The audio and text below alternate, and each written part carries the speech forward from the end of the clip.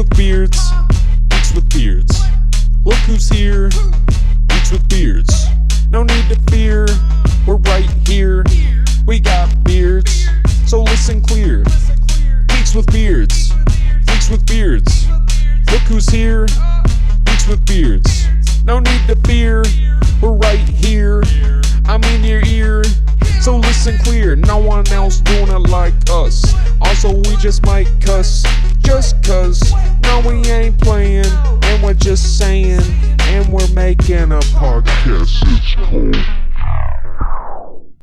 Welcome, everybody, to episode 4 of the Geeks with Beards podcast.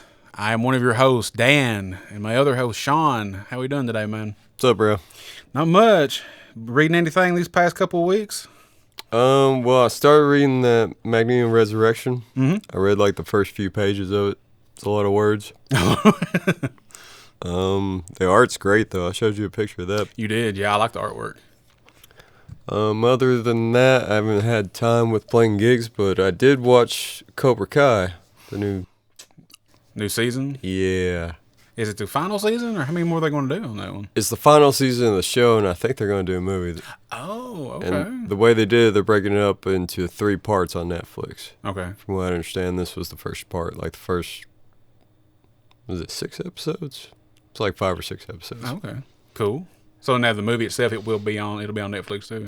I'm not sure about the movie. It might be theatrical. Oh, that'd be cool if it would be theatrical, yeah. Yeah. I've heard conflicting things, and I haven't went back to check on it, but at first, wasn't going to be tied to the show, and then was going to be tied to the show, so. It'd be cool to have that out, because that'd be the first time those characters have been on the screen since, what, Karate Kid 3? And it, I believe, yeah. It should be getting close to the 40th anniversary if it isn't already. Yeah, the first Karate Kid, I think, was 80. It might have been 84 or 85. I think so. For the first one, yeah. 84, 85, yeah. Yeah, I love those movies. Those are good movies. And this season's been, like, it started out kind of iffy, and then it went, yeah. I'm like, oh, this is great. So, there you go. Heck yeah, dude. What about you, man? Reading-wise, just the same old. Let's see, I read some more of the Energon Universe stuff. Yeah. Newest issue of Scarlet. It kind of was a little slow, this issue. It wasn't that good. The Thundercat, I read a new issue of Thundercats. 2 issues, actually. Regular issue, and then Chitara, kind of a spin-off book in a way. Kind of tells the history, kind of a prequel kind of comic. Kind of focuses on her and before they get to Third Earth. That's cool. It was really good. I liked it. Let's see. As far as watching anything, I finished Reginald the Vampire, the 2nd season, and apparently Sci-Fi is going to cancel it. I hate Sci-Fi Channel. They're so terrible to cancel shit. I'm not familiar with that show. What's it about? It's based on, it's either a comic book or a set of novels called The Fat Vampire, if I'm saying that right. And basically, it is Reginald, and the actor that plays him is Peter's best friend from the Spider-Man movies. Mm-hmm. And he plays Reginald, who works at a slushy shack. Yeah. And he gets turned into a vampire. And basically, the first season is basically the vampires want to kill him because they want to uphold their image. Fat vampires not pretty. They don't want fat vampires in the coven, basically. They want to keep them sexy-looking vampires. So, they got a glitter, man. They do. And he likes a girl that he works with, so it's kind of a whole thing of trying to tell her, or should I tell her that I'm a vampire or not? And then by the end of the first season and into this whole 2nd season, the angels come down, or one main angel comes down and says that in 30 days he's going to wipe out all vampires because they don't deserve to live. All they are just evil. All they do is just feed on humans. They don't deserve to live. And basically, Reginald, for the whole 2nd season, he has to prove to this angel why vampires deserve to live. And it ends on a cliffhanger, like a lot of Sci-Fi Channel shows do, but they said it's going to cancel it. So I'm like, well, damn. It's pretty good. I like it. It's not for everybody. A lot of sci-fi shows aren't for everybody, I guess, but I like it. I did like Krypton, and they canceled it. So yeah, and real quick on that one, like I was telling you earlier last night at work, Resident Alien, another one that's based on a comic book that I like. It's got Alan Tudyk, plays the main character in that one. It's done 3 seasons on Sci-Fi Channel, and they said for the 4th season they're going to move it to USA with a budget cut. because it's too expensive. Apparently, Sci-Fi, even though I think they're owned by the same people, They are. because that's why Chucky, the series on USA and Sci-Fi Channel. Yeah. But what I read, unless it's wrong, what I read, they said they were going to shift it to the USA Network for their 4th season, and they're going to cut their budget. So, and somebody mentioned Krypton. They said, yeah, does this sound familiar? You know, even though it didn't get moved to another network, they said Krypton was too expensive. That's what they're saying for Resident Alien. It's too expensive to do it, so that's why they're cutting their budget. They should just move them all to HBO Max. Resident Alien's a good show, too. Like, it's based on a comic book. It's a really cool show, too. But yeah, like Krypton, it was great. It was awesome. But, it was too expensive.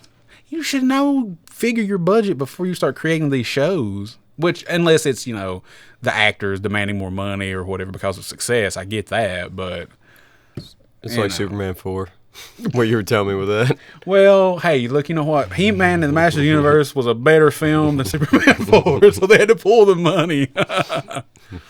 But, yeah, so that's been about it, man. So, yeah, we'll get into it. Let's do it. This episode, we are covering Deadpool Kills the Marvel Universe. I've never read this, even though I have the part 2. I don't know why I don't have the part 1. Dude, I loved it. It was great. I do. I'll say that right now before the end of the show. I loved it. I thought it was a great read. I did pick this up after the paperback came out. Okay. So I have read it before. And we're going to start off with the Watcher. He's telling this story. He's like, well, all good things must come to an end. Essentially is what he's saying. Right. And he's going to describe how everything's going down. And it starts out with the Fantastic Four.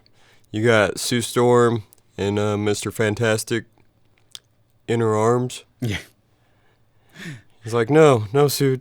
It's too late to worry about me. He's like melting, essentially. Yeah. He's been stretched out beyond his ability to come back. Mm-hmm. And Sue, she's okay. You don't see the thing at first. You don't know what's happened to the thing, but you kind of look around. There's like, what the hell's all this gravel everywhere? It looks like there's a gas around the area as well. Yeah, I didn't know. I wonder what that was. I didn't know if that was... I think some kind of poison. Like, that's what's affecting him so bad. Oh, what's affecting Reed? Okay, because it's not really ever said exactly what's happened to Reed. He just looks like he's super stretched out and not able to bounce like back. Clayface. Yeah, it does, doesn't it? Yeah, it does look like Clayface, yeah. So, yeah, she's there crying as he's withering away. And then you come into, she's freaking out. She starts running for Johnny, yelling for his name. She turns invisible. Invisible woman. Yep. And they draw her invisibility pretty cool. I do. I like how they did that, yeah. We forgot to mention who's doing this comic. All right, so you got Cullen Bunn writing it, and then you got Dalibor Talajic. I'm going to butcher that. Yeah, I'm not for sure on that one. And Cullen Bunn, oh my gosh. Yeah. Love Cullen Bunn's writing. He's a great writer. Yeah, he's writing, oh God, what's that new book I told you last time he was writing? I think he's writing the Gotcha Man comic I'm getting right now. Okay, yeah. So, yeah, he's great. Oh, and by the way, we didn't mention it either. We're reading it out. This is out of the paperback, if we didn't say that to begin with. It's not the individual issue, just the paperback. But It's essentially the same thing. It just didn't have the intro.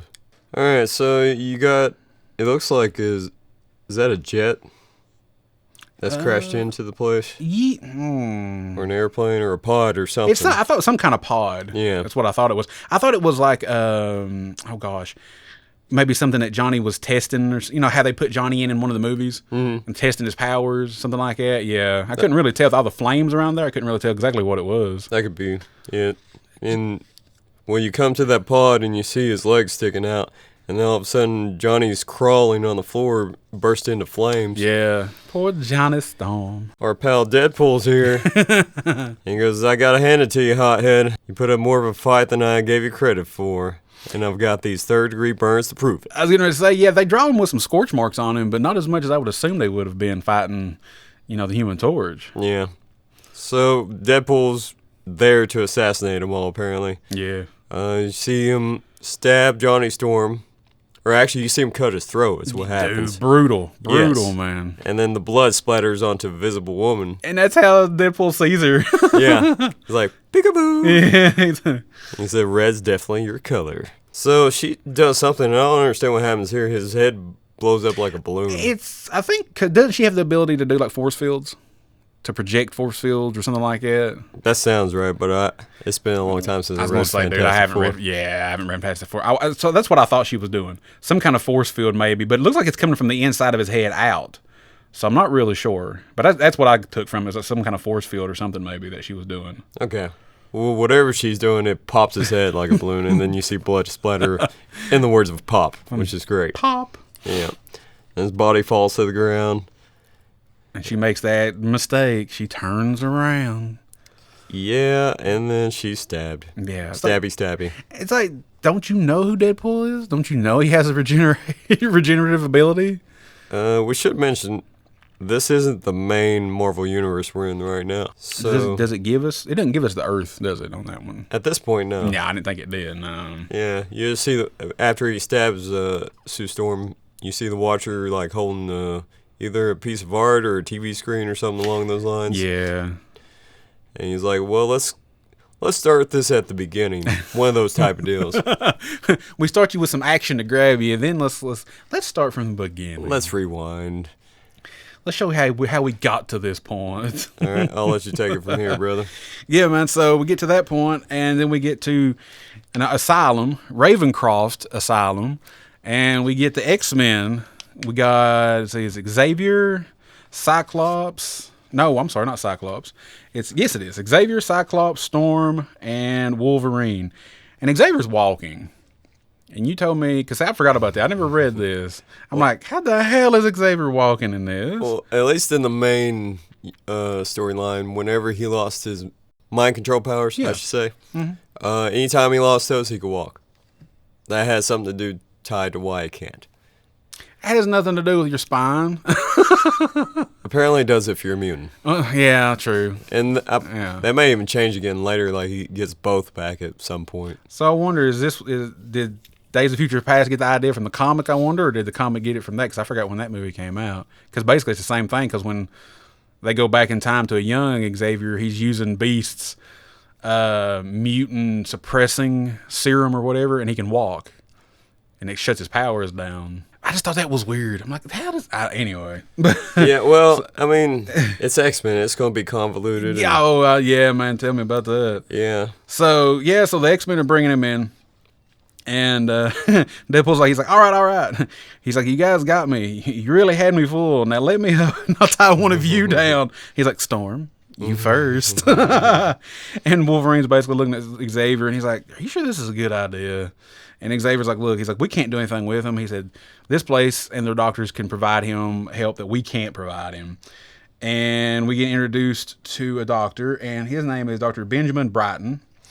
And he's apparently got some new radical treatments that can help troubled minds, as they say. And nobody's got a more troubled mind than Deadpool at this time in the comic books. Correct. So Xavier's talking to Dr. Brighton, telling him, what's going on. He's like, look, he's like, my techniques are unorthodox, but I've had a great deal of success in the rehabilitation of individuals such as Mr. Wilson.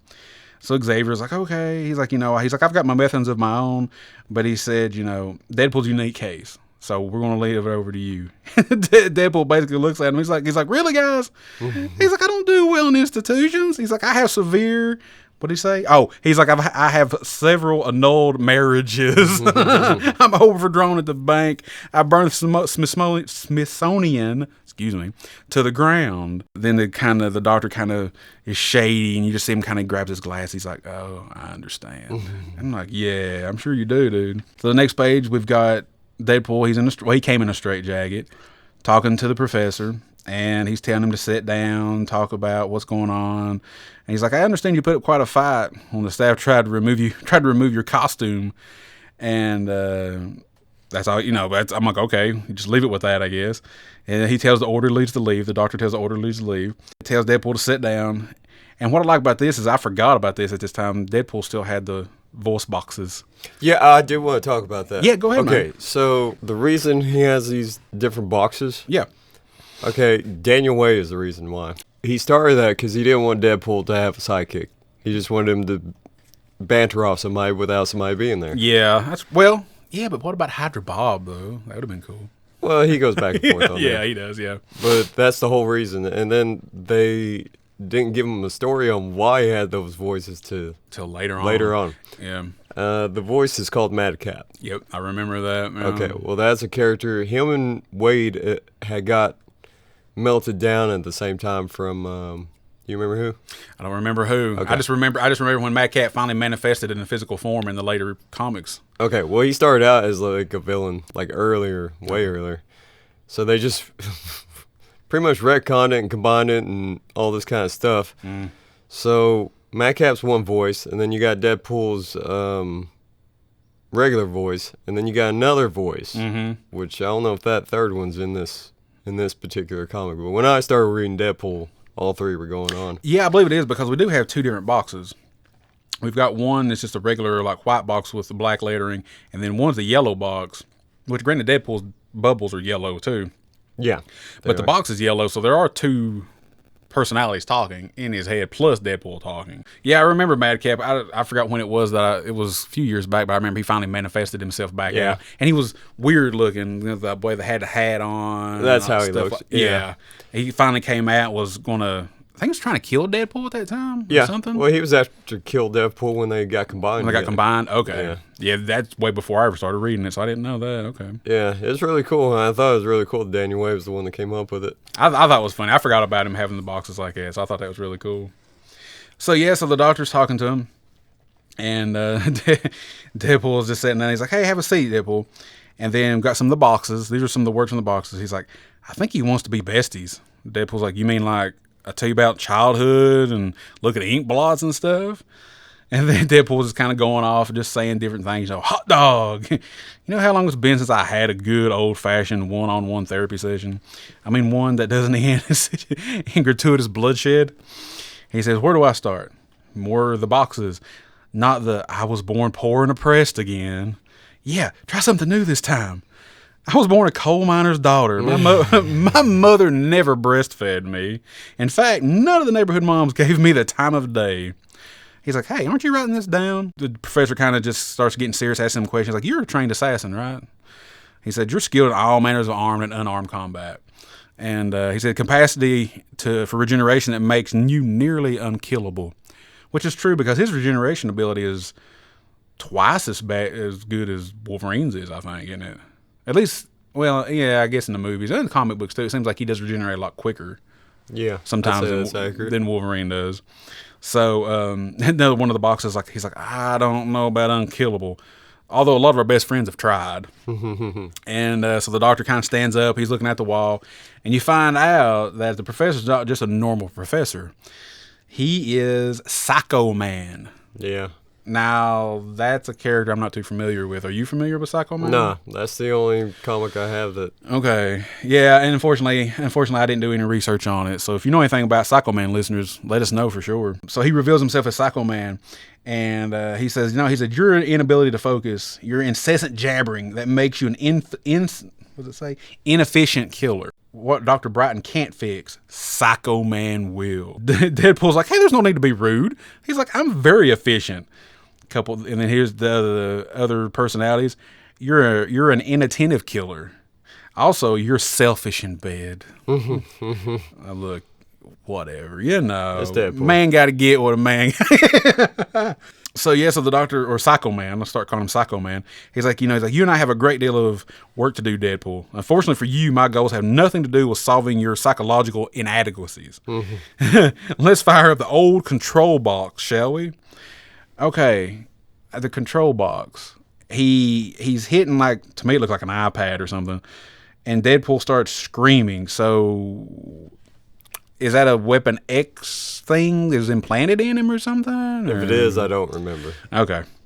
I don't either. I was just curious about that. He said, he's like, let's activate the old control. Well, it is Psycho Man, so maybe he put something in there and we just didn't see it or something maybe. That could be it. I don't know. Yeah. So he's got Deadpool writhing around on the ground in pain. And he's like, I'll tell you to relax. He said it might ease the pain. He's like, it wouldn't be true, though. He's like, the pain is necessary. He's like, it strips away resistance. And Deadpool's personality start talking again. He's like, resist. Don't let him. Make him. He's like, stop it, stop it, stop it, stop it, stop it, stop it. And so Deadpool's not talking right now. He's just kind of screaming in pain and everything. And the other personality's like, killing. He's killing you. Killing us. And Psycho Man's like, when I decided to abandon my conquest of the microverse for much larger targets, I knew I needed an army to help attain my goals. He's like, luckily for me, the heroes of this world are so willing to just hide their most troubled enemies away. And then at the bottom of the page, you see Psycho Man in the background. You see various characters, various villains from the Marvel Universe. You've got Green Goblin, you've got Sandman, you've got Deadpool, Doctor Doom, Vulture, Mysterio, Bullseye, several of them, just a whole bunch. So he's amassing an army of villains to do his big takeover, whatever he plans on doing. He's like, once I'm done conditioning you and those like you, I'll have an unstoppable force of willing soldiers. Whatever that box does gets inside his head. Yeah. And he's telling it to get out. It's just like making him bleed from the mouth. He's like, there, all done now. Hello, Wade. And he said, done? I need a second opinion. I'm just getting started. And he busts out of his restraints. He was in like a straitjacket. Yeah. He bust out of that. And he said, you should properly teach how to secure a hug me jacket. He starts strangling Psycho Man. Yep. It's like sparks start flying out of his mouth. Yeah. I was like, what the hell, dude? So it turns out he has like a little man inside the head. Yeah, Psycho Man's like a little bitty person and like the body's like a robot or something. Yeah, there's other characters that are like that too, but I can't think of what their names are. I guess that's Psycho Man's real size. Little bitty. Yeah, like I said, this is the only comic I've read that had him in it. Hey, it's like the little alien dude from Men in Black when he was inside the human like that when they were saving the universe. It's like one of them little aliens. Yeah, that'd be a good way to describe it. So he takes him out of the head. And he's like, let's go. Yeah, let's go. He grabs his own release form. He's like, I'm out of here. Good bill of health. Yep. And then he needs a stamp of approval. He smacks him into the paper and turns him into blood. He just keeps beating and beating and beating, yeah. Yeah. So as he's escaping, you see him walk the halls, and there's a bunch of people inside the other cells. He starts dousing gasoline through the place. Yep. They're trying to make a deal with him. He's like, no deal. So he's going to set the place on fire. And it blows it to hell. Yeah. I was wondering too when he's going by those doors if it'd be like almost like an Arkham Asylum kind of thing, if it would show maybe names of other characters or something, but it never did though. Yeah, and I couldn't tell from the art if they were anybody important. Yeah, I couldn't really make it out myself either. All right, so we come back to Watcher. I guess this is present day because Sue Storm's at his feet. Yeah, bless her heart, she dead. So pretty much Watcher is breaking fourth reality at this point. Well, I mean, it's kind of his thing, right? Yeah. He's kind of our connection to the universe or whatever in a way. Deadpool shows up. He starts electrocuting the Watcher. He's like, this little gadget I stole from Mr. Fantastic seems to be designed with guys like you in mind. How convenient. And the Watcher's like, I didn't interfere, man. He's like, I don't see it the way things other people do. There's something wrong with me. And now I only want one thing. I want to know who you were talking to. Yeah, it's like one of the personalities, like in the box. He's like, ask him. Mm-hmm. He's like, who are you talking to? And like the Watcher points at us, the reader, and Deadpool looks over, and he's like, oh, he's like, well, whoever they are, he's like, those little peeping toms out there in Never Never Land, they're going to want to keep their eyes peeled. They're going to see what's next. They're going to catch this, they want to watch this world burn. Mm-hmm. So he just killed the Watcher. He just killed the Watcher. He just beheaded the Watcher. He slices his head off. He just beheaded the dude. But that's it for issue 1. That's how it ends, is the Watcher dying. Yeah, and one thing I thought was cool too about that is like you look at Deadpool there, you can definitely see like some Ryan Reynolds in the artwork. I think in the face. You think? Because I kind of do a little bit. this came out in 2012. When did Deadpool come out? First one was 2016. I think. But still, I mean, to me, maybe it's just me because I've seen the movies and stuff and I'm going reading this for the first time. To me, it looked like it, yeah. So now Deadpool, we're starting the actual killing the Marvel Universe now. So we get on here, the next issue, it's basically TV reports. And almost each screen of the TV report is showing a hero or a villain from the Marvel Universe that has been already killed by Deadpool. The lady's like, thank you for joining us tonight. I'm Trish Tilby. The next page over is going to be a TV screen showing various Marvel characters that have already come to be killed by Deadpool. Various heroes, various villains. The news reporter says, "Thank you for joining us tonight. I'm Trish Tilby. Our top story continues to be the brutal and senseless killing spree that appears to be focused on the world's superheroes and supervillains." We see Ghost Rider's burning skull head laying on the ground next to his motorcycle. We see, it looks to be Dr. Doom on some electrical wires. So apparently he just got electrocuted and killed. This one made me laugh. Poor Howard the Duck. He is sprawled out like a Thanksgiving turkey on a platter. He's still got his hat on. Poor guy. Poor Howard the Duck. That one made me laugh when I first read this, man.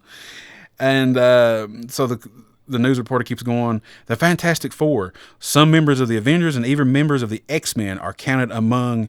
And then she's like, oh, Hank. So apparently Miss Tilby had a relationship from Hank. Now that is the same reporter that was in X-Men 97. The name. Okay. If I'm not mistaken. So I guess that at this time they had the relationship already happening. And I guess X-Men 97 was the beginning of the relationship, I guess, maybe. That makes sense. Yeah. I thought that was cool that they put that in X-Men 97. I was like, okay, so I guess that might be something in the X-Men comics at this time, probably. I would assume so. I would guess so. So yeah, the next page over, big spread page. Deadpool and Spider-Man are fighting. They're just going back and forth. The news report is like, Deadpool's reign of violence and bloodshed continues. The question remains, can anybody stop him? And here goes Spider-Man. He's like, I got to tell you, Deadpool, I used to think you were funny, but now you're simply annoying. I'm like, really, Spider-Man? Come on. Both of you guys are known for your quick insults and quips and everything. You're going to call him annoying? Okay. And then Deadpool's basically like, oh, so that's why you're not laughing. And here I was thinking is because I'm going to cut you open from belly to neck. And he's got Spider-Man by the ankle holding on to him. Spider-Man gets away. He gets away from him. He's swinging through the air. Spider-Man's like, better psychopaths than you have tried, pal. Maybe you should worry about less killing me and more about the rapidly approaching asphalt. Because Deadpool's falling. I mean, he's hitting it fast. Boom! Crashes right into a police car. Nothing but just a big blood splatter. A little bit of body parts. Looks like laying on the ground there, too. Deadpool's like, Of course, here comes Spidey. He's like, ouch, that's gotta hurt. And he said, good thing you have that healing factor of yours, which is more than can be said about all the people you slaughtered. And at this time, we don't know why Deadpool's killing everybody. No. We just see in the TV that the aftermath of him killing people. This is actually the first time you actually, other than the Fantastic Four earlier, this is the first time you actually see him interacting with another character and talking to him. Spider-Man's like, hey, you're lucky I'm not like you. You're lucky I don't kill you for what you've done. And Deadpool's like, am I really lucky? Do you think they would let you break character even if you wanted to? Of course, he's talking about us, the readers. Mm-hmm. And Spider-Man's like, what? He's like, I don't want to hear any more of your banter, okay? He's like, you stole that whole Merc with the mouth routine from me. You know that, right? Mm-hmm. I thought that was cool. He's holding up Deadpool by his mask, kind of the scruff of his neck, kind of his mask. And Deadpool's like, you know what? You're right. He's like, I'm not going to cut you. And you see in the bottom panel, he's got a gun right up to Spider-Man's chin. Shoots him in the head. Dude, blows his head clean. Well, doesn't blow completely off, but blows a good portion of it off, man. And dude, boom, Spider-Man hits the ground. Pretty gory for Spider-Man. It is. Dude, yeah, when I read this first, I did not expect that. I expected him just to stab him or something like that. I didn't expect him to blow his brains out. Deadpool standing over top of him. He's like, Spider-Man no more, huh? You know that he's like, you know what? All those better psychopaths you're bragging about should have tried a gun. Yeah. So he kills him. I love how they reference House of M. So the crowd starts circling around Spider-Man's body. Everybody's like, "Oh my God, he killed Spider-Man!" He's like, "Somebody's got to help him. Who's going to stop him?" And Deadpool's walking down the alleyway, kind of healing up, recuperating from his injuries. He's like, "That was fun, amazing, even." He's like, "Who's next?" Then we have these boxes. Somebody talking to Deadpool. We don't know who's talking to him. Whoever the voice is says it doesn't matter. They all have to die. And Deadpool's like, it matters. And he's like, this nickel and dime stuff, I need something meaty, something big. Deadpool takes his mask off. His jaw was broken by Spider-Man punching him. So he readjusts his jaw. And the other voice tells him, he's like, that's the old Deadpool talking. You need to impress. You don't need to impress anybody. Now you have me. And Deadpool's like, I've always had you though, haven't I? He's like, you've always been there, lurking deep inside me. I think it's you who's been rotting me from the inside out all these years. And the other voice says, keep it simple. Spectacle is what they want.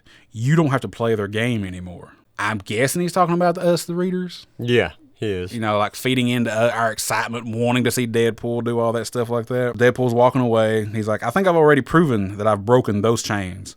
Otherwise, they would never let me kill the beloved Spider-Man. Spectacle, that's my style. And so, something big. And then the next page, you see the Avengers. And I like the fancy A. Now, will this be the mansion? Yes. This is the mansion? It's either the mansion or the apartment building they had, because right before House of M, during Avengers Disassembled, it got blown up. Okay, that's right. Yeah. God, I forgot all about that. The Avengers Disassembled, yeah. Yeah, and that's what led up to House of M. So a lot of ties to it. Definitely. So on this page here, we've got Iron Man, Captain America, Thor, Ms. Marvel, Spider-Woman, Wolverine, Hawkeye, and Luke Cage, all sitting around a table, and they're basically going over plans to get rid of Deadpool. What are they going to do to stop him? Luke's pretty pissed off because apparently he's already taken care of Iron Fist, right? I believe the character's name. Yes. Yeah, Iron Fist. And he's telling him, he's like, Deadpool's already killed Black Panther, Tigra, and Iron Fist. He's like, it's possible he's killed others. We just don't know about it. He's like, it's safe to bet that some of the others are in hiding. And that's probably true. I didn't think about that. Some of maybe these heroes and villains, they might be trying to hide from Deadpool. Well, I would be. Yeah, I mean, definitely for sure. Because, you're looking on the news or whatever, and you're getting calls probably like, dude, he's going around, he's killing everybody. Mm-hmm. And which, we don't see him kill everybody, So there's a good chance that some of the people are hiding like it. Some of the villains or the heroes are. And Captain America's like, look, we don't hide, Luke. We're not going to hide. And Spider-Woman's like, they don't die either. But they didn't stop Deadpool from killing Spider-Man, did it? We're all hurting. We've lost so many. But we need to figure out what we're going to do about it. And so they're just figuring out what they're going to do, talking about it. And Wolverine pops his claws like, there ain't but one thing to do. It's kill or be killed. And Luke Cage is like, that maniac murdered Danny. He's like, I want payback. And Hawkeye's like, whether we like it or not, I think we all have to agree that the fruitcake's got to die. First things first, we need to determine his next target. And here comes poor little old Jarvis, bless him. Little Jarvis runs in. He's like, Dr. Pym is missing. Dr. Pym is missing. And Iron Man comes up to him. He's like, Jarvis, what is wrong? What's wrong? He's like, Dr. Pym's missing. He's like, he's been gone all day. I haven't seen him all day. And he's like, he was concerned that his supply of Pym particles might get compromised, might get stolen. And Wolverine's like, Pym particles? And he's like, he sniffs. He's like, oh, damn. He's like, I know who Deadpool's next targets are. Boom! You see the Pym particles and you see these bombs and grenades and dynamite and rockets all just start, growing. They were all shrunk on the table that the Avengers were around. They were so small they never saw them. So they start growing and larger and larger and larger. And right as Captain America gets ready to say, Avengers take cover, it explodes and you see a huge explosion kind of from the distance out in the woods. Just boom! And you see Deadpool standing over the dead body. Well, not only body you see is Wolverine's adamantium skeleton. Mm-hmm. Other than that, you're seeing Iron Man's mask, Captain America's shield, and he's got Pym's, Ant-Man's helmet in his arm, so we know what happened to him. We just didn't see it. So Luke Cage comes out. Of course, Luke Cage has the indestructible skin. If anybody watched the Luke Cage series on Netflix, or if you've ever read Luke Cage, that's kind of his thing. He's like super strong and basically an indestructible skin. He's like, you didn't think this through, did you? How are you going to kill a guy with unbreakable skin? And Deadpool's got Ant-Man's helmet. He's like, you know what? He's like, I figured a couple of different ways to kill you guys. He's like, you guys drink a lot of coffee. Mm-hmm. So what did he do? He basically put some kind of explosive device in the coffee. Luke Cage drank it, so he blew him up from within. Because he had the Ant-Man helmet aimed at him like getting the Pym particles. So basically he made it grow inside of his body or whatever and just boom, exploded and killed him. Only one Avenger is left standing as far as right now, and it's Thor. Odin's son is left. He's going to take Deadpool out. At least he thinks he's going to try to. He's spinning his hammer. He's talking to Thor. And he's like, you're going to find it's more of a challenge to get rid of Odin's son than everybody else. He's like, defeating you is not going to be a challenge for me, though. So he throws the hammer. I'm not going to say the name because I mess it up. Mjolnir. So he throws Mjolnir to Deadpool. Deadpool, and I didn't understand what was going on here because one frame he's throwing it. Then the next frame, it's like it's coming away from Deadpool, so it's circled, I guess, and Deadpool jumped over it, maybe? Well, it's like, is he throwing it like a boomerang? Is that how he's using it? I guess, because like Thor throws it at him, but then the panel down here, it's like Deadpool, it's like he's leaping or something, and Mjolnir is heading underneath him, like flying underneath him. So I don't know if he jumped over it or something. Oh maybe. Yeah, that'd probably be it. So he's got that. He's still got Pym's helmet because he's using the Pym particle still. So as Mjolnir is going back to Thor, as we know it does because he calls it back, he has enlarged Mjolnir to huge size. Crashes right into Thor. And basically crushes Thor against some debris from the explosion earlier. And he's like, Mjolnir, this is not how, what of Ragnarok? Deadpool comes over, cocks his head to one, says like, what can I say? Have at thee. And he's like, boop. So Thor is gone. And as far as we know, a majority of the Avengers are gone. And the voice talks to him. He's like, are you satisfied? Deadpool's like, should I be? The voice is like, never. He's like, I'm sorry it had to be this way. I'm sorry they don't understand. They always thought I was crazy, but they never realized I saw the world the way it really is. And the voice is talking to him. He's like, you just weren't willing to do anything about it until now. You're doing them a mercy, and you just killed Earth's mightiest heroes in one fell swoop. Everything from here on out should be a cakewalk. Well, maybe, I guess. This one, I talked to you about this one. This one is common sense. I never thought about it. So the next panel over, you see the Hulk ripping Deadpool apart. He's just ripping apart. He's like, you killed my friends, and you killed Hulk's enemies. Nobody kills Hulk's friends. Nobody kills Hulk's enemies but the Hulk. Deadpool's head is just laying on the ground. Hulk walks away. You see him going into this cave, and he changes back to Bruce Banner, and he falls asleep. And then you see Deadpool speaking to him. He's like, you shouldn't rip me apart and then take a nap. You wouldn't like me when I've been ripped apart. Slices his head off. And I'm sitting there thinking, you know what? Why has nobody done that before? It makes perfect sense. Why has nobody waited for Banner to unhulk and then just come up on him when he's asleep and kill him? Just tranquilize that bastard. Dude, knock him the hell out. Yeah. So Deadpool's he walks out of the cave. The voice is talking to him again. Spider-Man, the Avengers, and the Hulk. Not a bad tally for a few days' work. Coming to the end of the issue, we have a nice looking house from the outside. We have a whole bunch of people inside, and we see that it's Aunt May. He is various other characters who have lost people because of Deadpool murdering them. They're basically tallying all their money up. You've got Miss Tilby. You've got Miss Masters. Yeah, Mary Jane. Yeah, Mary Jane. Miss Garner, who was close to the X-Men Wolverine.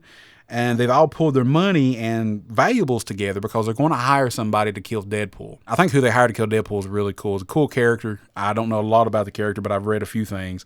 And you don't know who it is until you look over to the next page. The character says, so why am I here? Aunt May's like, I thought that would be obvious. It's like, we want to hire you. We want to hire you to kill Deadpool. And you look over to the next page, and it's Taskmaster. Probably one of the coolest, I think, a villain kind of assassin people out there because he can mimic. I guess it's a he. They can mimic the moves and the abilities of the people they're going after to kill or whatever. So it kind of makes Taskmaster kind of hard to kill anyway. That'd be perfect. Because he knows every move you're going to make before you make it, basically, So, and I love his look. The white cloak, basically almost a Skeletor kind of mask or whatever that he's wearing. Yeah, so. Skeletor and Moon Knight had a baby. Yeah, this is exactly. What it looked like. And the issue comes to end with Taskmaster saying that will not be a problem. All right, we're on issue 3. Starts out with some goo on a bell tower. Yeah. Almost looks like the symbiote like kind of goo. Yeah. But then, Well, actually, yeah, it is. I think it's Venom, isn't it? I'm not sure because in the panel below it shows James Madrick's Multiple Man. Oh, yeah, it does. And then you yeah. got Green Goblin underneath that. They're all bloody. Green Goblin's got his head taken off by his little hovercraft. Yeah. And then the bottom panel shows a cape on a piece of brick. I'm not sure who that's supposed to signify. No, I don't remember who that was either. But Taskmaster takes the cape, and he says that this beep, beep, beep, beep, beep deserves to die. Why edit the language? Just let the language flow. Right? I mean, this is Deadpool, dang it. Exactly. So he's asking, where is he? And then you see somebody yelling for Professor X. Well, Deadpool's yelling for Professor X. He is, yeah. And he's sitting there, kind of, chilling out, splashing some water on X, because X was kind of passed out, tied to a chair. Yeah, now we didn't see him kidnap Professor X, but he's already got him kidnapped. He's sitting in front of a whole bunch of television screens and everything. Mm-hmm. And on the television screens, it shows all the different X-Men. Yeah. You got old school Storm, Cyclops, Jean, etc. So Xavier says, why are you doing this, Wade? You've hurt so many. And Deadpool's like, you really think that? You really think any of us can actually feel anything? Yeah. Xavier's like, of course. He's like, well, this next part's really going to suck for you then.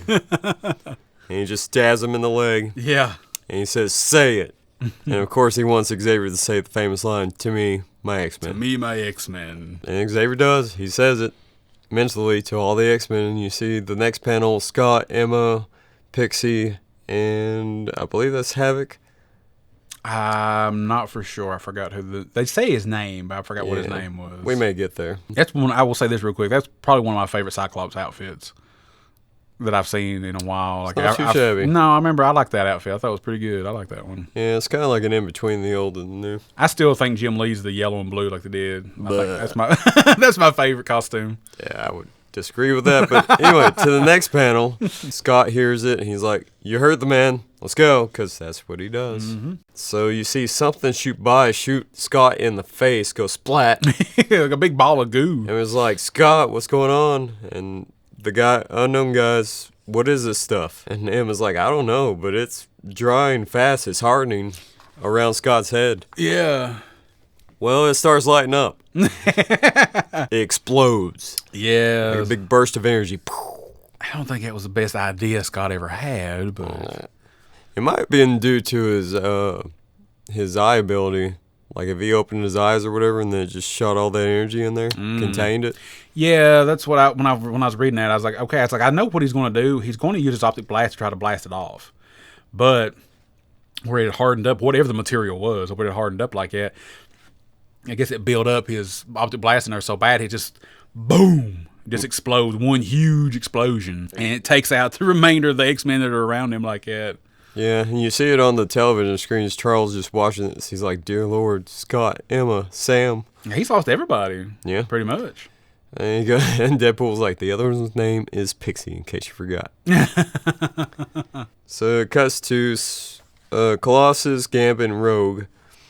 It looks like a building's coming down on them, or walls coming in on them. Yeah, I think Deadpool, it's almost like one of those things like where the walls are closing in on them to trap them or whatever. Kind of like Star Wars. Yeah, like Star Wars.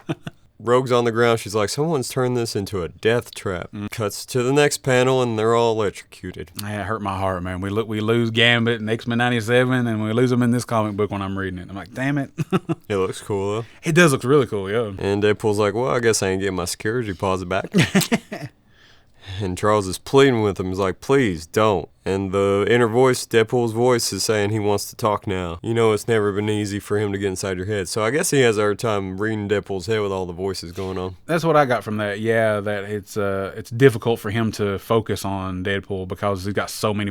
I guess Madcap and everything like that. Yeah, it just messes him up. Yeah. Trying to separate. So Magneto is not the only one that Xavier has problems reading his mind. Which, you know, Magneto's is the helmet, but yeah, Deadpool's must be the multiple personalities.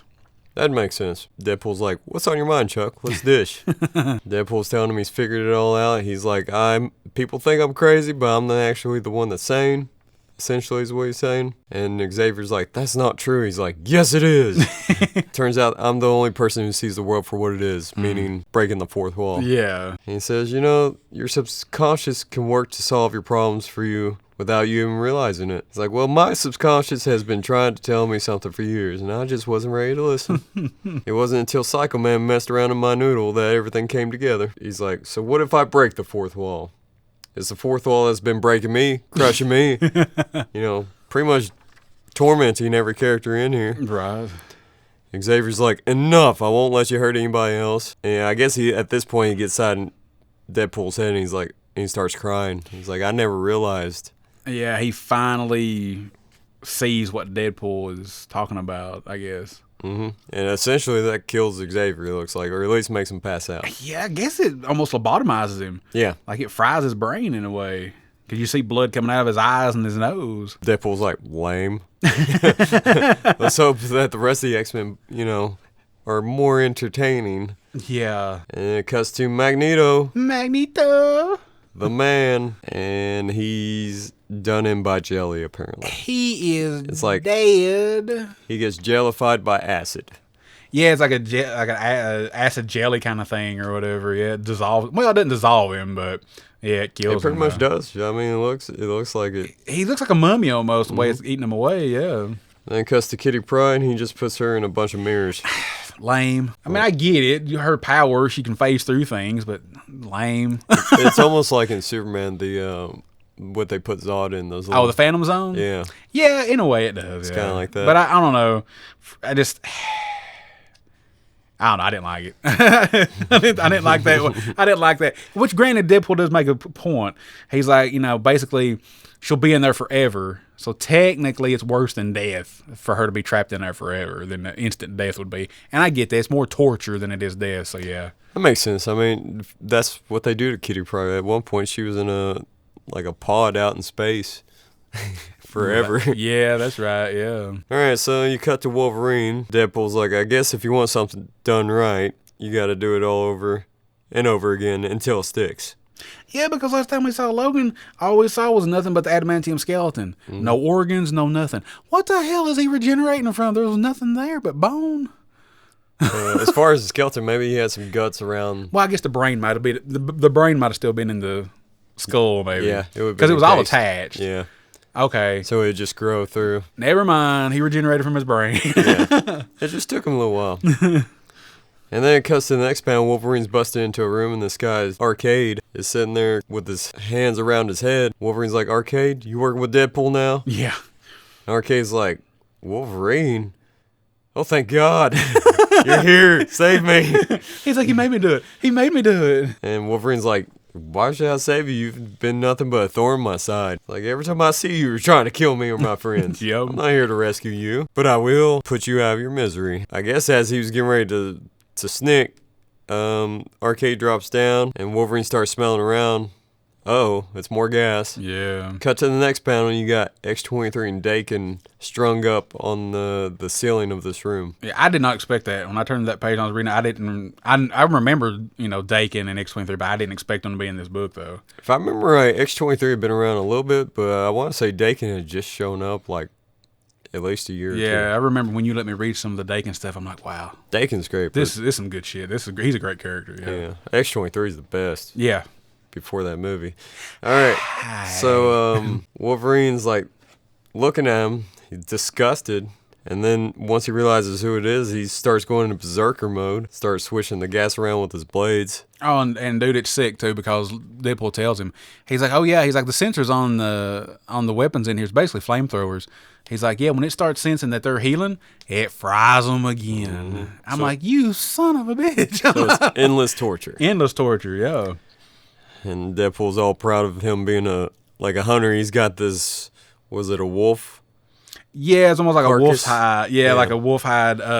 The head and some of the body, the skin of it, almost like a Nordic kind of thing, Yeah. Yeah. And Wolverine's like, you're no hunter, you're meat. So he starts coming after him. Deadpool's like, really? I feel like I look like a hunter. Yeah. A samurai mountain man. Mm. And Wolverine's like, that sword doesn't make you a samurai. Deadpool's like, maybe not. He stabs Wolverine. It's like, but I see I already killed you once, and I bet you'll come back again and again. No matter how many times I slaughter you. Says your tendency to come back from death, the brink of death, has nothing to do with your healing factor. Your mutant power isn't regeneration. It's popularity. Which is really true. It's very true. He is the X-Man. Yeah. I mean, he's in every book. And I mean, and that was before, and I think it was before the live action movies. I think he was just one of the more beloved characters. He was, yeah. Granted, he didn't. Now, what it was, his first appearance was with the Incredible Hulk, and then, he just blew up in the X-Men comics. But I think the live action helped kind of bring him more to people's attention that didn't read comic books. But he was already like one of the top X-Men characters, I think. But again, this is after Wolverine Origins, so, they had to make up for it. That movie. He says, don't worry, I got big plans, and all the popularity in the world can't save you this time. So we cut to Doctor Strange's house, I believe this is. Yeah. Yeah. Oh, real quick. The sword that Deadpool was using, was that I'm going to pronounce this wrong, probably. Was that the Maramusa? Is that how you pronounce that? Misumi? We're both going to butcher it, but yeah, I believe that was that sword. But basically, it's the sword, the metal that it's made from, basically negates temporarily the healing factor. Yes, because I remember reading in a Wolverine comic several years back, he was fighting Sabretooth, who had taken over leadership of the Hand, from Fisk, I believe it was. Yeah, and he went after Sabretooth, and he had that sword. And he used it to decapitate Sabretooth. But to find out, that wasn't Sabretooth. But anyway, I believe that's supposed to be the same sword, right? I believe you're right, yeah. So that's the only way, really, I guess you can kill kill Wolverine or Sabretooth is to use that sword because it negates their healing factor long enough to where it would kill him, I guess. That I would agree with that. Because it beheads him. he cuts Logan's head off. Yeah, so. just straight off. Yeah. So Taskmaster's running around Doctor Strange's house. You see Doctor Strange with a sigh through his heart on a table. I'm guessing that's Elektra's sigh. Probably, yeah. He's just walking around. All the books are on the floor. The whole place is destroyed. And then you see his assistant as well. Yeah, he's dead. Yeah, he's dead. He's dead. He's dead. So Taskmaster's looking through a book. He's like, what are you up to, Wade? What could you possibly want with this mumbo? And he stops. He looks. The nexus of all realities is what you see on the 2 pages of the book. Mm-hmm. He goes, oh no, this can't be good. And there's like Deadpool's, what is that symbol? He's got blood on there. Oh, it's just I guess it's like a heart symbol or something, isn't it? Kind of like I think it's supposed to be Deadpool's face. Symbol. Oh, that's right. Yeah, because the way the pages is folded together. Okay, yeah. Yeah, Taskmaster's like, he's like, yeah. Oh, damn it. He's like, this can't be good. So last issue 4, and it's chaos. It's chaos everywhere. You've got people running on the streets. You've got a TV reporter. He's like, never seen anything like this before. It's as if the worst fears of an already frightened populace have been realized. And you've got villains fighting villains, heroes fighting heroes. You see Black Widow. You see Doc Ock. You see Shocker. And I think, is that Magic? I believe it's Magic down there. Yes, that is. Magic, that's cool. Bless her heart. I don't think she knows Colossus is dead yet. Yeah. Well, she's going to be distraught. Man, Colossus, he just gets disrespected. But Bryan Singer's fault. We ain't gonna talk about the live action Colossus. No. But yeah, it's just chaos, man. All these characters, they're just fighting each other. They're murdering each other. And basically, the TV reporter's like, he's like, in the wake of the recent madness, he's like, it's just senseless murders are happening. And basically, it's like these riots are happening. And they're just like, basically, I guess they're figuring, look, if Deadpool's gonna come for us, what the hell?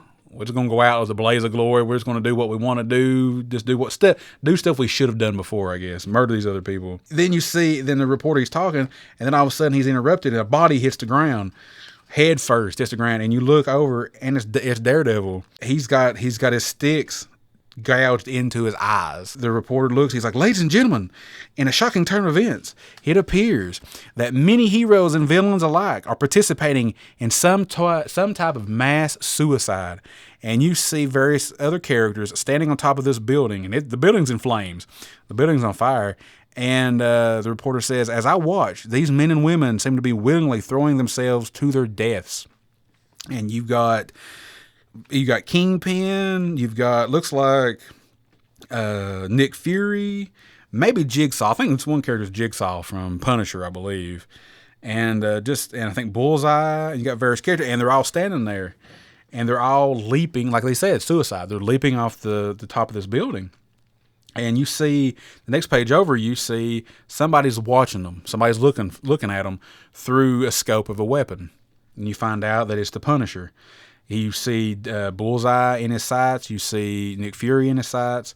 And then you see Deadpool in his sights. There's a little glint on the scope, and that glint gives Deadpool just enough notice that he moves out of the way as Punisher pulls the trigger to try to kill him. The Punisher's basically, he's like, I got to get to him. I've got to kill him. And he's running out the building to get to the other building where Deadpool is, and somebody kind of gets in his way. Punisher just blows his brains out. Don't know who it is. He just shoots him. He's like, sorry, pal, I ain't got time for this. He's like, I got to finish Deadpool before his healing factor puts him back on his feet. So apparently he might have clipped Deadpool, but you couldn't really tell it from the previous panel, though. So Punisher gets there. He busts down the door, and he did kill somebody. But it was not Deadpool. It was not Deadpool. You find out that it was the Puppet Master, which, of course, now makes sense of why all these heroes and villains are killing themselves, because Deadpool had the Puppet Master create basically voodoo dolls of all of them and use those voodoo dolls to cause them to jump off the building and commit suicide. So he's killed, and Deadpool dressed the Puppet Master in his costume to fool Punisher into killing him. So the Punisher's looking down, and Deadpool comes up behind him. He's like, Dear Diary, Dear War Journal. And if Punisher fans know what that is, that was the name of a comic book and kind of Punisher's own kind of thing. His War Journal. He kept records. Deadpool's got a little Punisher doll, voodoo doll in his hands. He's like, today, after years of being a hard-ass killer of criminals, I got pawned by a cabbage head doll. Can't say Cabbage Patch, a cabbage head. And he's like, thanks for nothing. Thanks for nothing. Righteous fury and vengeance. And you see Punisher, he's sweating and he can't move because Deadpool's got the voodoo doll. So basically he's under Deadpool's control right now. And only thing you see is Deadpool's mouth underneath his mask has been ripped off, and you just see him say bang. Then next to it, you see a bigger word, bang. And then the next panel, you look down, and Punisher has blowed his brains out. It's brutal. It is brutal, man. Yeah. Which is fitting for the Punisher. It is. Yeah. And then Deadpool's like, sorry about that, Frank. He's like, I know. Killing all the marvels of the world is supposed to be your gig, but you've always thought small. And me, I've got big boy toys to play with. Some special edition action figures old Puppet Master whipped up for me. And then after those toys are broken, I've got even bigger fish to fry. And I didn't expect this when I was reading this, man. You flip the page over and you see Galactus dead. You see Thanos dead. Silver Surfer. I'm trying to think who all these other... I don't recognize the other couple of ones that are in here. But, like, you've got these huge characters. And Thanos is a planet eater, basically. Like Unicron from the Transformers. He's basically a planet eater, and he has died. And how did Deadpool do it? The dolls. Voodoo dolls. He had Puppet Master make voodoo dolls of basically every, I guess, other character in the comics for him to use to kill. So, after you see that, you get to a swamp. Somewhere. Didn't really say where he's at, but he's in a swamp somewhere. And it's Taskmaster. Taskmaster has finally tracked Deadpool down. And Deadpool knew he was coming for him. He's not stupid. He knew he was coming. And so Taskmaster come up behind him. He's talking to Wade. He's like, I'm done chasing you, Wade. I'm ending this here and now. I'll bury you so deep in this muck that no one will ever find you. He's like, maybe in time people will forget you and what you've done. And then and Deadpool's just standing there. He's not responding just yet. But the voice in his head says, we don't want to be forgotten. We want to have never existed in the first place. And then Taskmaster's like, he's like, what'd you say? Deadpool's like, me? I didn't say nothing. Did I? I was wondering when you were going to show up, actually.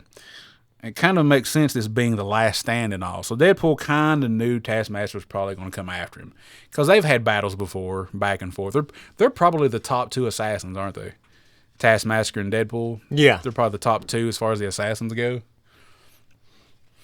because you've got, because I don't know who all was in the Assassin's Guild kind of thing you'd call it maybe, but they're definitely the top two guys. Unless you count the Punisher as an assassin, but he's more vigilante. Yeah, I wouldn't count him as assassin because he doesn't take well, I don't think so. Take money to kill people. He just does it because he sees it as doing the right thing to do.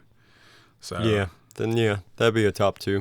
But so basically Deadpool knew Taskmaster was coming. I think he knew that he was going to be the only one probably able to possibly stop him or come after him, probably, which makes you wonder, why didn't he go after Taskmaster? Why wasn't he one of the earlier people he tried to go kill? That makes sense, so. Well, he wanted to go after the heroes first. Yeah, exactly, yeah. So Deadpool is like, me? He's like, the man looking in from the outside, the murderer on a mission, you, the pale shadow, the fleeting memories of all the people I've already ganked. It had to be you and me. And then you see they start clashing together. Taskmaster comes swinging at him with his sword. Deadpool blocks him with his sword. Taskmaster's like, you finally gone off the deep end, Wade. There's only one thing I have to offer you, a mercy killing. So they're just going at it, man. They're fighting back and forth. Taskmaster with his shield and his sword, he's blocking Wade's blows. Deadpool's like, he's like, that's it. Let's fight. We'll never settle anything talking. And he's like, it's funny. After all the psychics and magicians and mind-controlling aliens, you. And that's true. It's like, he does have the ability to mimic people, but he doesn't really have superpowers, kind of. So it's kind of the best kind of guy to go after Wade in a way. So Deadpool's like, let me finish before you stab me. Mm-hmm. He's like, I was saying, after all those yahoos trying to get a peek inside my noggin, it's you who has the best chance of understanding what I'm trying to do. And Taskmaster's like, I understand just fine. He's like, you've always been a nutcase. This day's been coming. And Deadpool's like, well, you know what? He's like, you're right. This is my day. All these years, every thought I was just a lovable goofball. He's like, a homicidal goofball. Sure, but a goofball just the same. He's like, but I can see through all the bullshit and see the world how it really is. He's got it. He grabs Taskmaster's sword because he knocked it out of his hand, and he's still talking. He's like, all the senseless deaths, the resurrections, only to be killed again. He's like, the freak mutations, the cosmic rays, the chemical disasters. He's like, the unrequited loves, the secret wars, the secret invasions. The hero's journey is about pain. The Taskmaster, he just throws his shield at him, basically to shut him up. And he's like, enjoy this trip. Kind of popped Deadpool right in the face because it looks like he's readjusting his jaw again. And he's like, don't you get it? He's like, we're puppets. He's like, and Geppetto is feeding us through a wood chipper. Basically, he's saying for shits and giggles. He's like, they're just using us as pawns. And Taskmaster's like, don't you ever shut up. The voice starts speaking to Deadpool. He's like, that's it. He's like, his muscle memory is kicking in. He's like, his reflexes mimicking ours. He's like, let us eat. He said, let his eyes open to your gospel. Taskmaster's like, he's like, shut up. And that voice is like, he can hear me? He's like, of course I can hear you. You won't shut up. Deadpool basically, he's like, you've always said that once you started something, he's like, once you started imitating somebody, he said, you could anticipate their every move. He's like, so tell me. He's like, what's my next? Taskmaster cuts him off. He's like, oh no. And you see a big shadow come up behind Taskmaster. Deadpool's like, careful. I know it can be frightening, but don't be scared. Because whoever knows fear burns at the Man-Thing's touch. So as the Man-Thing comes up behind Taskmaster, grabs him on the head with his big hands, just like Deadpool said, his fear burns him alive. His head catches on fire. And Man-Thing hangs on to him until he's just burned him to nothing. Deadpool is like, look at you, you poor bastard. He's like, standing guard after all creation, protecting all those tortured, painful existences. He's like, watching over your own wretched life play out over and over again in countless universes. Man-Thing's just looking at him. You can see Deadpool's reflection in his eyes. And Deadpool's like, how do you drag your sorry, weed-dripping carcass out of bed every morning to punch the clock for that gig? He's like, I bet you can't. He said, I bet you can make sense why I'm here, though, can't you? I'm here to help. I'm here to set you free. He's like, all you really need to do is open the door for me. And then Man-Thing starts glowing. And it's like a portal was opening inside of him. I didn't get that. It's like until I looked over, and it's like So, Man-Thing's a portal? I didn't understand what that was. So the voice starts talking. He's like, one monster understands what the other is trying to accomplish. Man-Thing's flesh is the key and the gate. He sacrifices himself for our cause. And he's like, don't fuck it up, Wade. And Wade's like, whoa. He's like, this is, the end of the road? So Wade steps inside the portal that Man-Thing made with his body, and the voice tells Wade, he's like, no, this is not the end of the road. And we flip over, and Wade is basically traveling through... It's like a multiverse. Yeah, it's definitely a multiverse because you see different pictures of different versions of Wade. Like there's a Doc Ock looking Wade. There's a Charles Xavier Deadpool. There's various different ones. He's flying through this tunnel. Like there's a Captain America version of him, a Thor version of him. And he's like, the voice is like, this is only the beginning. Mm-hmm. He's like, you have your work cut out for you. Deadpool's like, oh, come on.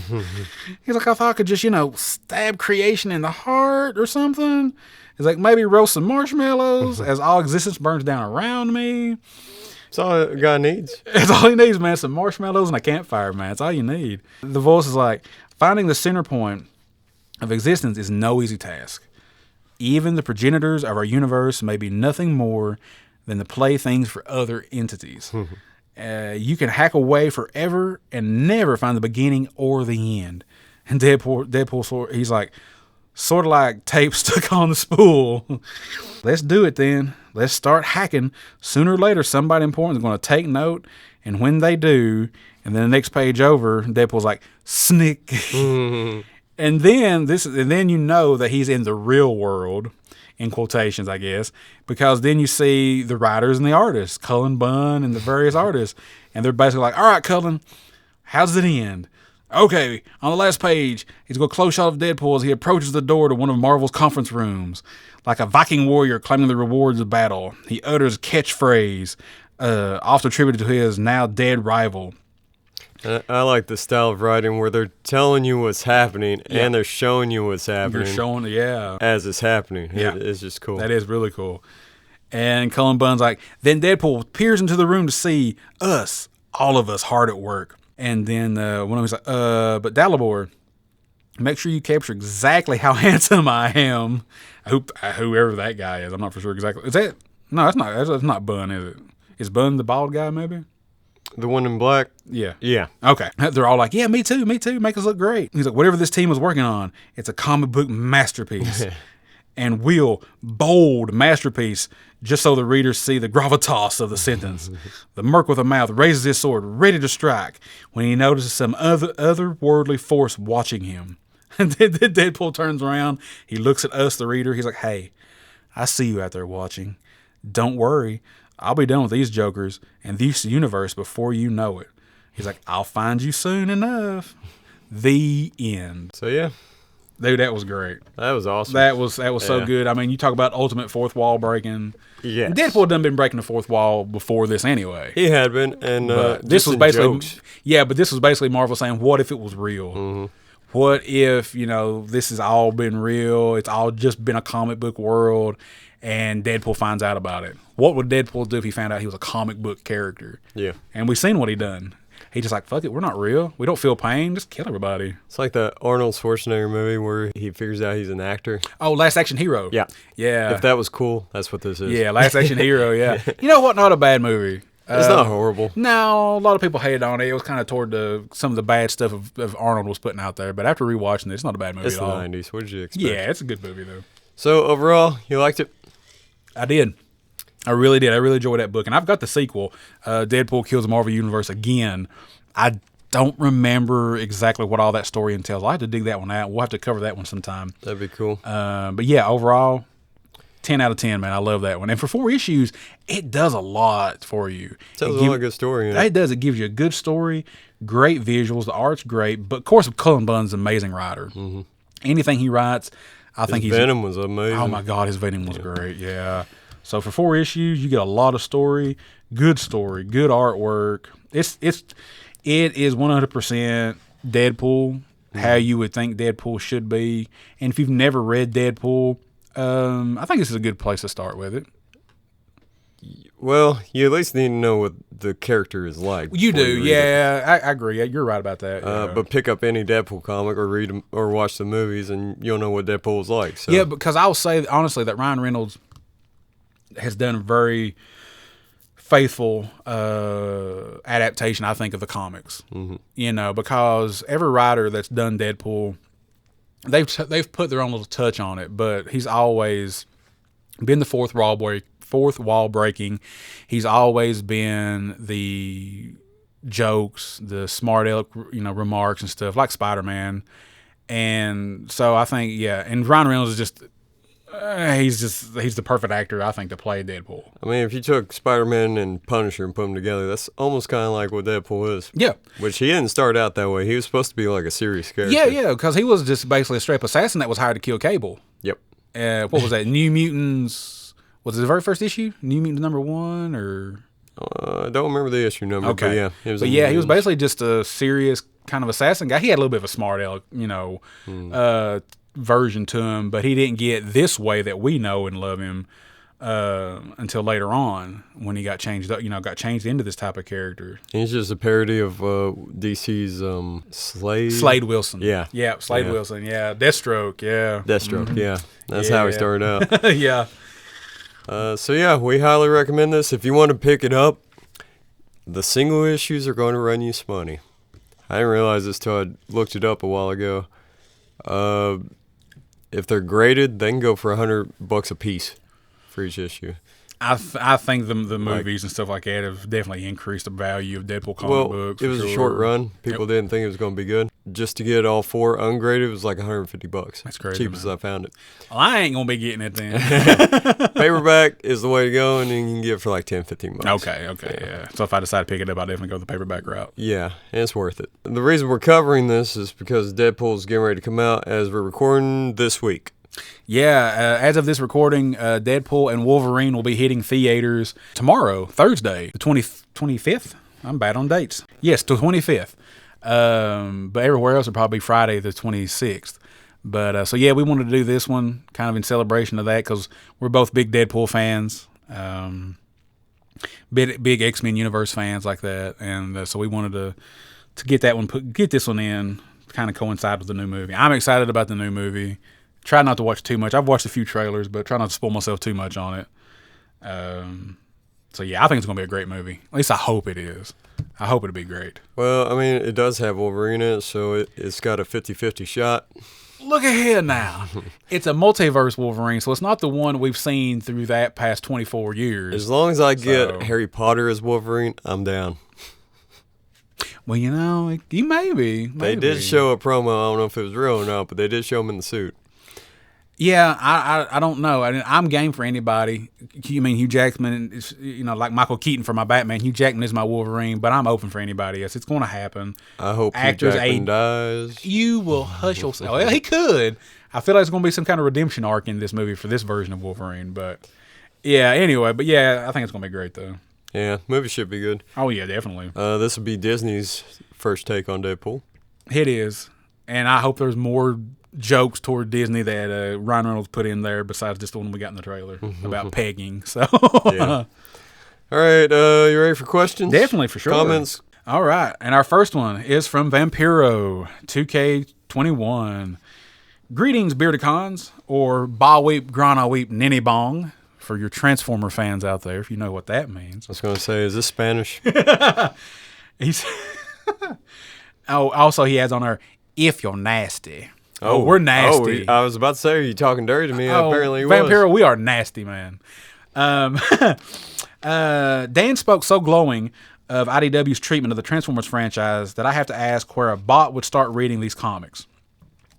Teletran 1 says there are two different continuities, 2005 to 2018, and then 2018 till IDW lost the Transformers license.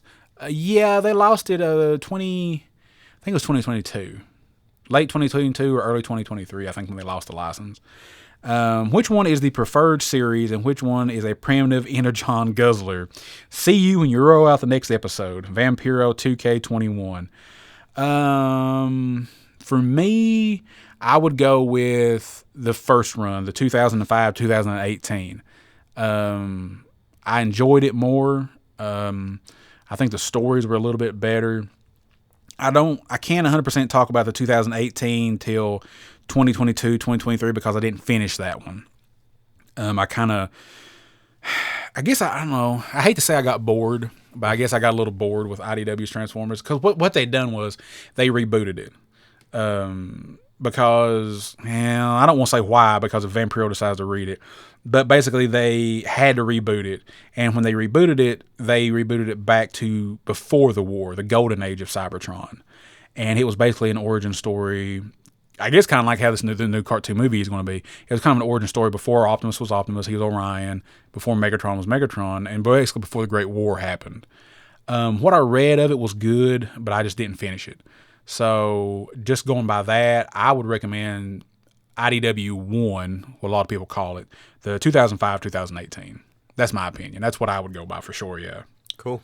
But I'm not saying that, the second run was bad. I just didn't finish it. I don't know, honestly. But I will say, and I think Vampiro is reading the Energon Universe stuff. It's a hot take on that one for some people, but I think it's a little bit better than what IDW did. But yeah, definitely 2005, 2018. That's where I would go. And let's see, our next one comes from another member of the Lasercomb podcast Discord, Spider. And Spider says, for your upcoming Geeks with Beards podcast episode about Deadpool kills the Marvel Universe, of all the heroes and villains, which ones are you ever the happiest to see die and the saddest to die?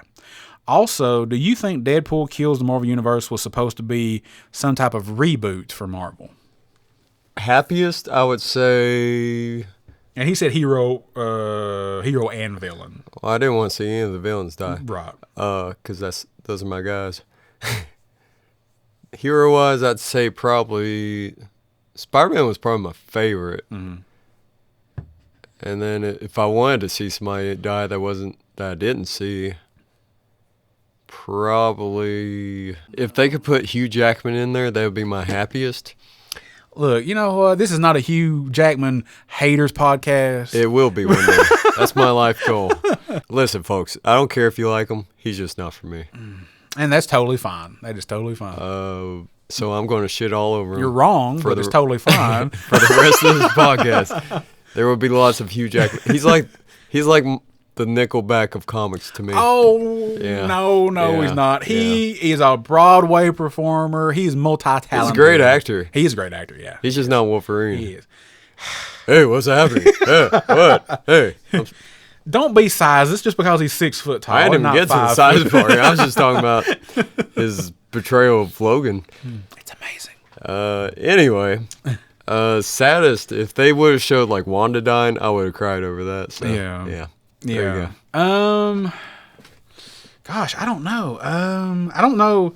As far as this comic, as specifically for this comic book, they kind of did it for me because the one I'd be happiest to see die would be Scott, Cyclops. That was a good one, and they did do that. So yeah. As far as just in general, a villain or hero that I'd be happy to see die in the Marvel Universe, besides Cyclops, I don't know. I don't really dislike many heroes to really see them die. I mean, I don't really care. You can get rid of Doctor Strange. I mean, that doesn't really bother me. But as far as the saddest, hero-wise, I would probably go with the Hulk. Because I think the Hulk's already a tragic story anyway. Even though it might bring Banner peace in a way, I guess, because he's always trying to find a way not to Hulk out and always afraid of hurting people and stuff. Yeah. Probably I would say the Hulk would bother me quite a bit as far as hero goes. Villains, I don't think I'd necessarily be sad if a villain died, but Magneto would bug me. Used to, I was act to aggravate Sean and stuff and say, "Oh, Magneto, to hell with Magneto, get rid of him." But I don't know. I get after watching X-Men 97 and reading some of the comics and stuff that you've let me borrow and stuff. Yeah, I think Magneto would be a tragedy if Marvel Comics got rid of him, like permanently got rid of him. I know that they've killed him off, and like you're reading now the Resurrection comic and stuff. Mm-hmm. But I think it would be a bad idea to get rid of him absolutely. permanently out of the Marvel universe for sure. So, yeah, that's what I'd go with on that one. Yeah. And he had another part to the question where. Do we think that this comic was possibly would have been a reboot for Marvel Comics? It could have worked as one, but no, it wasn't canon like when it came out. Yeah. But it definitely could work as one because it's a classic multiverse story. So he could go around killing every version of every hero and villain you can imagine. Definitely, yeah. Now I think this movie is definitely is going to be a reset for Disney. Yeah, and That's what it's supposed to be, I believe. if I had to guess, they're going to base it off something like this comic. And this comic spawned like sequel after sequel after. There's Deadpool kills Deadpool. Yeah. There's Deadpool Kill Illustrated. There's Deadpool. The sequel Kills Again. Kills Again, yeah. So there's tons of these. I think there's like 7 or 8 of them. Okay. I see that I didn't know. I know there's tons of mini series or whatever that they did for Deadpool. I've got several of them. Yeah. There's the Art of War that spawned from this. Yeah, the Art of War is really good. I like that one. One of my favorite ones, and it's kind of more on the goofier side or whatever, is Deadpool versus Carnage or Carnage versus Deadpool. That one was good. That one's a good one. I think they did 2 of those. I think it was Carnage versus Deadpool, and then I forgot what the other one was called. It was something else, but that one's a good one. The only one I didn't complete and I didn't like was Deadpool Gambit. I didn't care for that one. Gambit's a hard sell in a book. Like when he's teamed up with people, because even when him and Rogue had a book of their own, it wasn't that great either. I remember him having a singles book in the 90s, but I never read it. Mm-hmm. I don't know what it was, but I just remember the cool like black cover with the gold kind of embossed Gambit name across the book like that. He's a great character. It's just hard to get him in a decent story. Yeah, for sure he is. Now, was he created for the cartoon, or was he already in the comics before that cartoon came out, I wonder? Uncanny Annual 1990. 1990, okay. Yeah. So he definitely was before the cartoon. Okay. Yeah. Yeah, he's a cool character. I like the Gambit character. I did get an action figure put in my collection of Gambit. It's a really cool toy. But a lot of people's like, all he does is energize stuff. Yeah, that's pretty badass. Yeah. I mean, you watch X-Men 97, if it wasn't for him, Genosha would have been wiped off the map. He's a thief. I mean, you don't have many characters that... Yeah. He's like the Catwoman of... He is, Marvel. and if you watch the old cartoon... You know, he basically kind of, he's a part of the Thieves Guild or whatever, But yet he kind of left that lifestyle kind of in a way, So yeah, we like Gambit. I don't know if that pertains to your question, but hey, we like him. Yeah, as far as the reboot thing goes, as far as this comic goes, I don't think so, no. I think it was just a fun little thing they wanted to do. As far as like the heroes and villains and stuff all goes, like, I'm not as big Marvel as Sean is, but as far as like the happiest to see die, they did it in this comic with Cyclops. The saddest, hero would have been the Hulk. Villain, I don't really have a villain that I'd be happy or sad to see die, really, because like Sean said, villains are just so cool to read. And so I don't really think I'd have a villain that I'd be happy or sad to see die, honestly. I've got a comment from my buddy Sean. He used to play in our band for a little bit. Okay, cool. He asked if we watched the Justice League Crisis on Infinite Earths, and I told him no. He goes, well, I think that'd be a great topic for your show. So this brings up other people have asked us too. We will review some animated series. We will review some movies and other stuff. We're thinking of saving that for bonus episodes. Yeah. When we get there. Yeah. I gotta stop playing shows before we get there. I love cartoons. I want to watch cartoons. Yeah. Cartoons, movies, all kinds of different stuff. Yeah. So. Definitely for sure. Yeah. Because now that one is, that's a more recent one. Animated movie, isn't it? He said that part 2 just came out. So. Oh, okay. He said they left enough room for part 3 if they wanted to do it. Okay, so they're taking the original Crisis on Infinite Earths and dropping it into 3 animated films. I guess so. I know nothing about this show. That's a good thing to do because it was a 12-issue run, and if you try to condense that down to 1 hour and a half, 2-hour animated film, that's a lot of information to put in there. You're gonna have to leave stuff out. So to break it up into 3 films, I think that's a good thing to do. Okay, and then last question is from Burger Champ. Burger Champ. Yes. Is there a comic run you weren't in on the ground floor that you wish you had been? Spawn. Yeah, I remember 1992. I remember seeing that very first issue like that, and I was DC, and I think I was Justice League or Green Lantern. Green Lantern for sure. And I just didn't think nothing about it. And I didn't get captured by Spawn until the live action movie came out. And I was like, this looks kind of cool. Went and watched the live action movie. Love the live action movie. I know a lot of people hate it. I love it. Love the live action movie. And then not long after that, maybe around the same time or so, the animated series was on HBO. Super mature, but amazing. Keith David voices Spawn, Al Simmons. Yeah, I regret not getting in on Spawn at the ground floor because he's over 300 issues now. I did collect some of the newer stuff, Gunslinger Spawn, a little bit of King Spawn, a little bit of the regular Spawn, but I stopped. I fell out of it.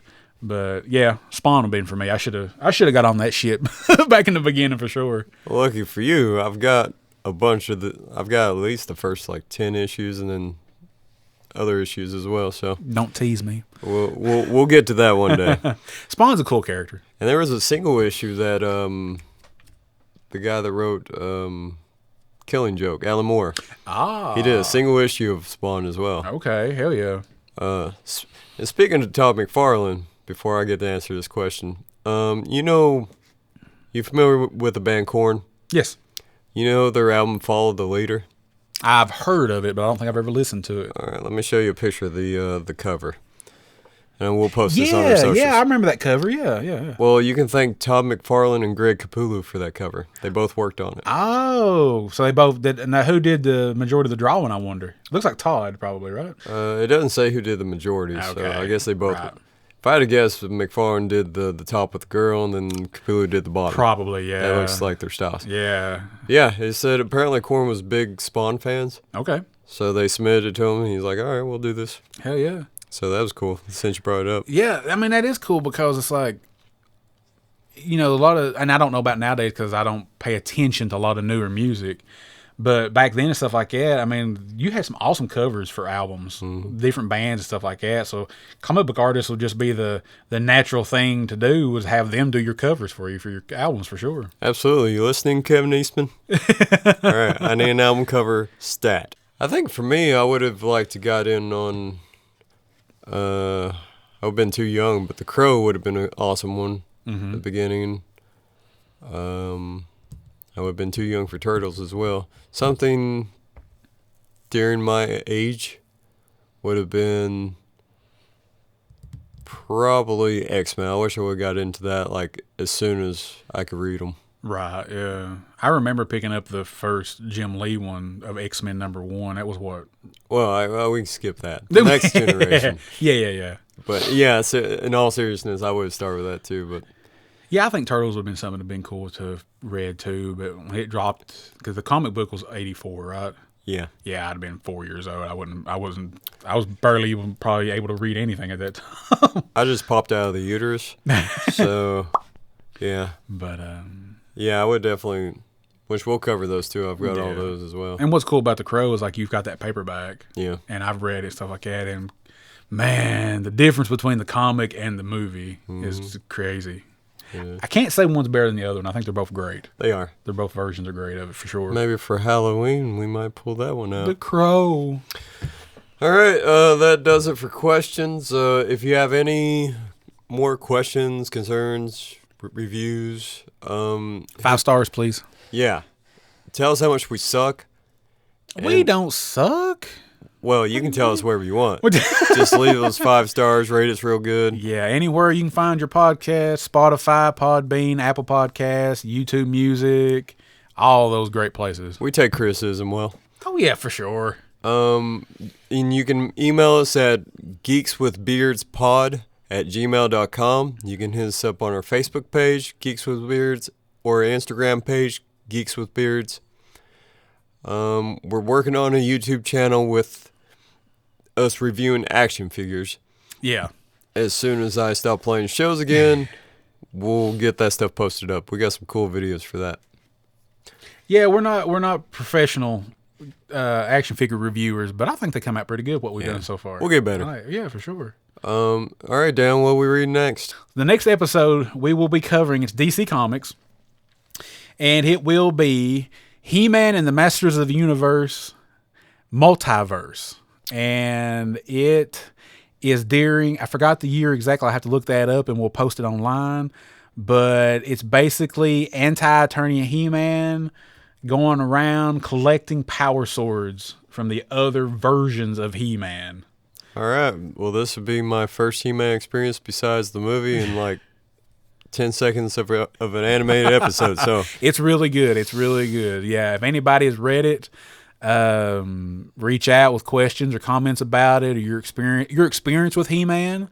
If you're a kid like me of the 80s, if you watched the original cartoon or She-Ra or the New Adventures cartoon, 2002 cartoon, or the Netflix Kevin Smith stuff, which I have not watched Revolution. I've only watched Revelation, and I liked it. I need to get Netflix back so I can watch Revolution.